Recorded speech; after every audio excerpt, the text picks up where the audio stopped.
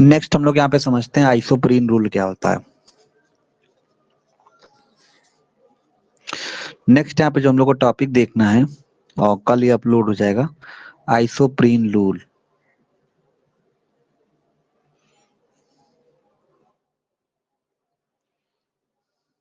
देखो यहाँ पे पॉइंट वाइज लिखना कि जितने भी टर्पेनॉइड होती है ना वो 5 कार्बन यूनिट पाया जाता है उसके अंदर, मतलब कि 5 कार्बन में डिविजिबल यूनिट रहता है।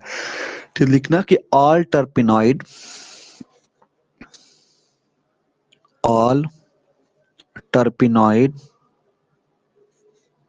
are divisible into all terpenide are divisible into C5 unit. ठीक है, सभी जितने भी टर्पेनॉइड होते हैं वो कितने में डिवाइड रहते हैं? कार्बन नंबर 5, 5 कार्बन में डिवाइड रहते हैं। और फिर बताओ कि जो C5 यूनिट होता है, C5 unit are called isoprene unit.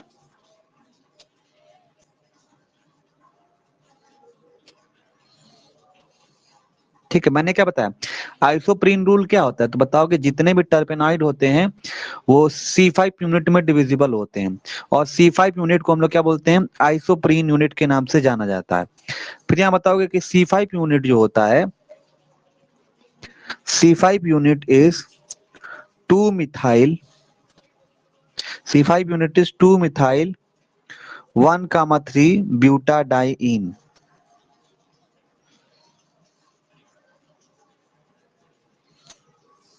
ठीक है, तो यहाँ पे बताओगे therefore terpenoid are known as isoprenoid. इसीलिए हम लोग क्या बोलते हैं? टर्पेनॉइड को हम लोग क्या बोलते हैं? आइसोप्रेनॉइड के नाम से जाना जाता है। Terpenoid terpenoid are आइसोप्रेनॉइड।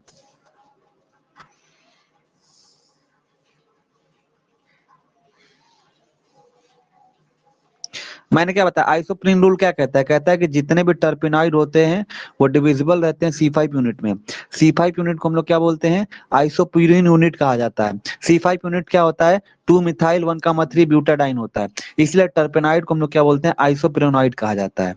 टर्पेनॉइड को क्या कहते हैं? आइसोपिरोनॉइड के नाम से जाना जाता है।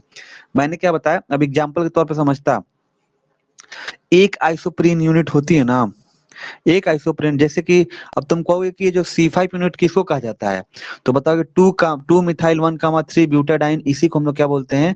C5 यूनिट के नाम से जाना जाता है। ध्यान दीजिएगा कि आइसोप्रीन के टर्पेनॉइड में जो C5 यूनिट होती है, कार्बन संख्या 5 की जो यूनिट होती है, उसी को हम लोग क्या बोलते हैं?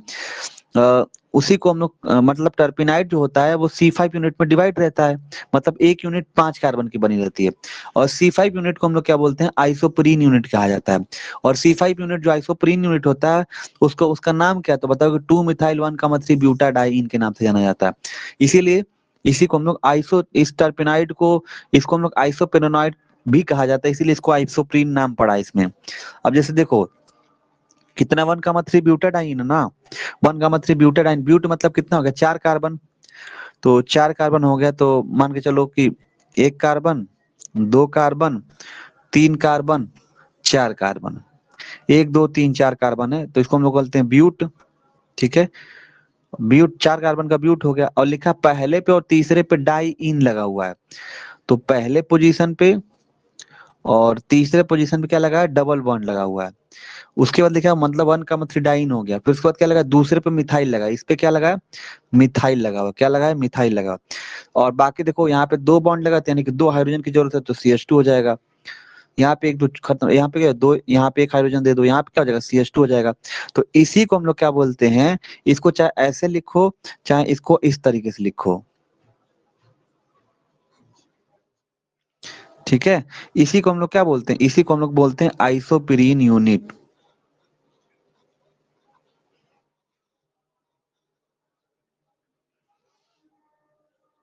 इसी को हम लोग क्या बोलते हैं? आइसोप्रीन यूनिट के नाम से जाना जाता है। और इसी 2 मिथाइल 1,3 ब्यूटान, इसे क्या कहते हैं? 2 मिथाइल 1,3 ब्यूटाडाइन। ठीक है। तो जितने भी टर्पेनॉइड होते हैं वो ये जो एक सिंगल यूनिट है ना, तो कई सारे यूनिट इसका मिल के हेड टू टेल फैशन में जुड़ते हैं। ये हेड हो गया, ये टेल पोर्शन हो गया, हेड और टेल पोर्शन में जुड़ जुड़ के मतलब कई सारे मिलके तो अपना टर्पेनॉइड बनाते हैं। तो एक छोटी यूनिट को हम लोग क्या बोलते हैं, C5 यूनिट कहा जाता है। C5 यूनिट को हम लोग क्या बोलते हैं, आइसोप्रीन यूनिट कहा जाता है। C5 यूनिट मतलब कि 2 मिथाइल 1,3 ब्यूटाडाइन को हम लोग C5 यूनिट कहा जाएगा। और टर्पेनॉइड बेसिकली क्या होता है, आइसोप्रीन का बना होता है। कई सारे छोटे छोटे, देखो तुमको बोले ना कि एक माला लियो, एक माला लियो, उस माला में जो छोटे छोटे जो गोल गोल होते हैं ना, वो एक आइसोप्रीन यूनिट होता है। जब कई सारे आइसोप्रीन यूनिट आपस में जुड़ते हैं तो क्या बनाते हैं, टर्पेनॉइड बनाते हैं। ठीक है। और इसी को आइसोप्रीन रूल के नाम से जाना जाता है। ठीक है। तो नेक्स्ट यहाँ पे बताओगे, the carbon skeleton, the carbon skeleton, the carbon skeleton of isoprene,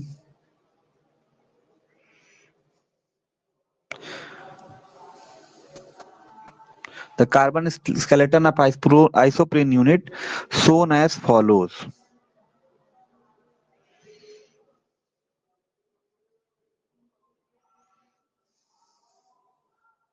देखो जैसे अगर हम लोग बात करते हैं, जैसे हमारे पास ये कार्बन हो गया, कार्बन संख्या 1, कार्बन संख्या 2, कार्बन संख्या 3 और कार्बन संख्या 4, यही होता है ना। अभी हेड टू टेल फैशन में क्या होता है, इसी तरीके से दूसरा ऐसे ज्वाइन रहता है, कार्बन 1, कार्बन 2, कार्बन 3, कार्बन 4। देखो अब कार्बन 2 पे एक और कार्बन लगा रहता है, कार्बन 2 पे क्या रहेगा, एक और कार्बन लगा रहता है। अब देखो यहाँ से जब डिवाइड करोगे तो इसी तरीके से ये वाला जो रीजन होता है इसको हेड रीजन बोला जाता है, और ये वाला जो रीजन होता है टेल पोर्शन होता है। तो कह रहा है कि इसी तरीके से हेड टू टेल फैशन में आपस में ज्वाइन किए रहते हैं। तो यहाँ पे बताओगे इसके अंदर कि linkage of, linkage of isoprene,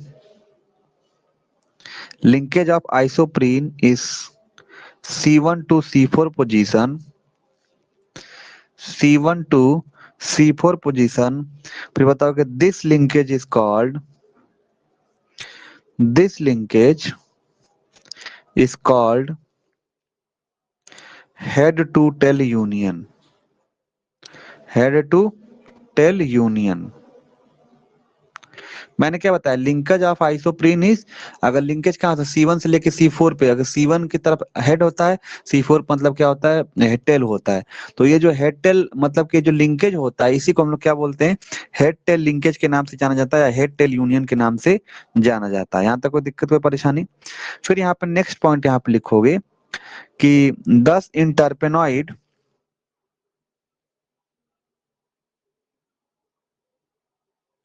10 in terpenoid there is, there is head to tail union, head to tail union of isoprene unit,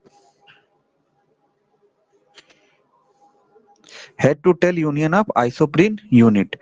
तो इसी को हम लोग क्या बोलते हैं, इसी को हम लोग आइसोप्रीन रूल के नाम से जानते हैं। This is called isoprene rule, this is called, this is called isoprene rule.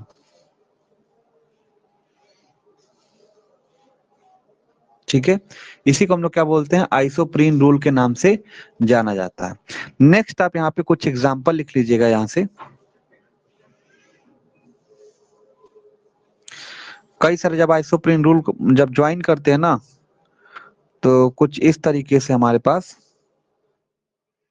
Structure बनाते हैं। जैसे हो गया कार्बन संख्या 1 हो गया, 2 हो गया, 3 हो गया, 4 हो गया। अब जैसे यहाँ पे बात किया जाए तो 1 2 3 4 आपस में, मतलब कि देखो ये हेड हो गया, टेल हो गया, टेल और हेड आपस में ज्वाइन करते हैं। इसे हो गया मायोसिन का स्ट्रक्चर है। क्या है, मायासिन का स्ट्रक्चर है।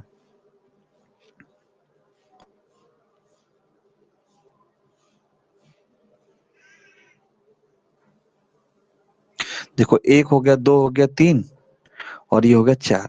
अब यहाँ पे अगर देखते हैं, ये होगा 1 2 3 4। तो अब इसको जब काटोगे यहाँ से तो इस तरीके से कटेगा। ठीक है। तो इसको बोलते हैं लीमोनिन। इसको क्या बोलते हैं, लीमोनिन बोलते हैं। क्या बोलते हैं, लीमोनिन बोलते हैं। अब नेक्स्ट हम लोग देखते हैं साइबेनिन।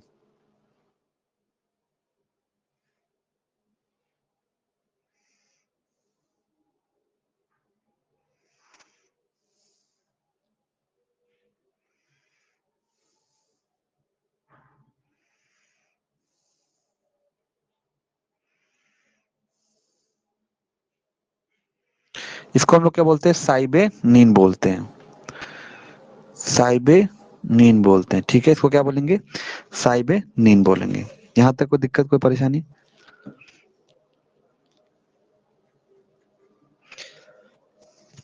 हेलो।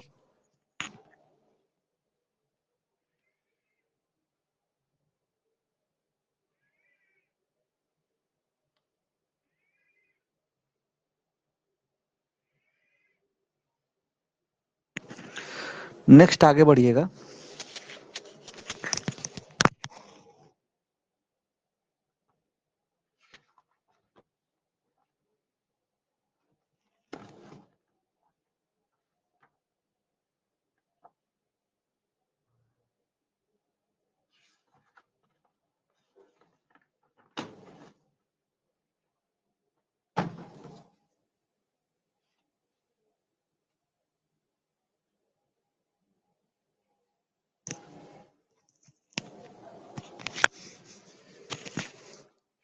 ये डाल दीजिएगा, मोस्ट इंपॉर्टेंट है आपके एग्जाम पॉइंट के लिए।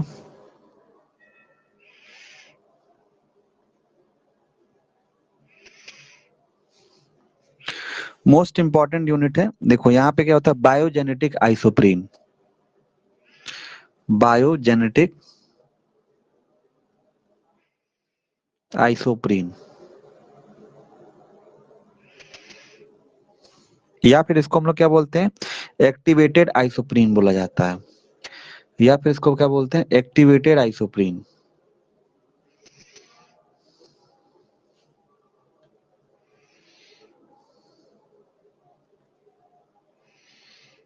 बायोजेनेटिक आइसोप्रीन या फिर एक्टिवेटेड आइसोप्रीन। अब इसके अंदर होता है क्या, जरा देखना। तो एक साइंटिस्ट है जिनका नाम था ब्लोच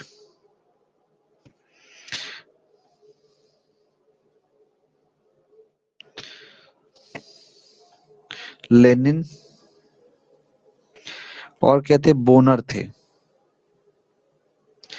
ये तीन लोग थे। इन्होंने prove that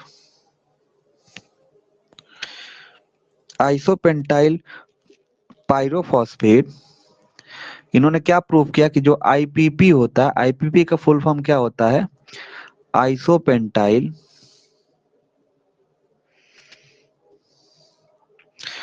pyrophosphate, isopentyl pyrophosphate, isopentyl pyrophosphate is a isoprene unit in all terpenide, is isoprene unit, is isoprene unit in all terpenoid,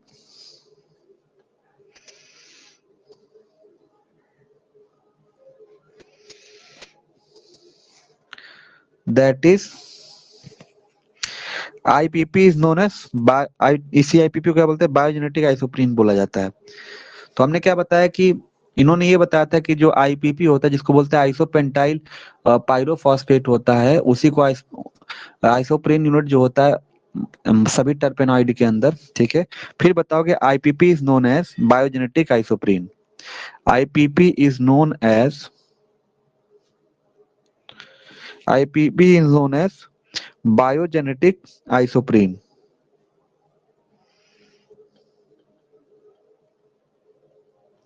IPP को क्या बोलते हैं, बायोजेनेटिक आइसोप्रीन के नाम से जाना जाता है। ध्यान दीजिएगा, बायोजेनेटिक आइसोप्रीन यूनिट के नाम से जाना जाता है।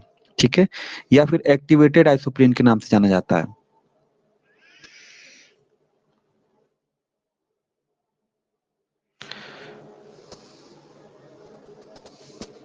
ये ध्यान दीजिएगा।